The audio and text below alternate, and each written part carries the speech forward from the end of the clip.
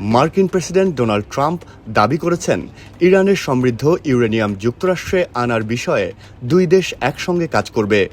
বার্তা সংস্থা রয়টার্সকে দেওয়া সাক্ষাৎকারে তিনি বলেন, যৌথভাবে এই ইউরেনিয়াম উদ্ধার করে যুক্তরাষ্ট্রে নেওয়া হবে।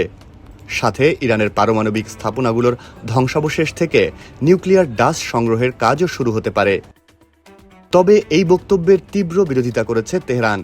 বিশেষ করে ইরানের সমৃদ্ধ ইউরেনিয়াম বিদেশে পাঠানো বা অনির্দিষ্টকালের জন্য সমৃদ্ধকরণ বন্ধ করার দাবিকে সরাসরি নাকচ করেছে তেহরান। ইরানের কর্মকর্তারা একে বাস্তবতার বিকল্প সংস্করণ বলে আখ্যা দিয়েছেন।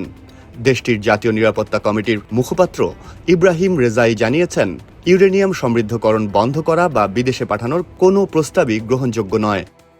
একই সুরে দেশটির পররাষ্ট্র মন্ত্রণালয়ের মুখপাত্র ইসমাইল বাঘাই বলেন, সমৃদ্ধ ইউরেনিয়াম ইরানের মাটির মতোই পবিত্র, কোনো অবস্থাতেই এটি কোথাও হস্তান্তর করা হবে না।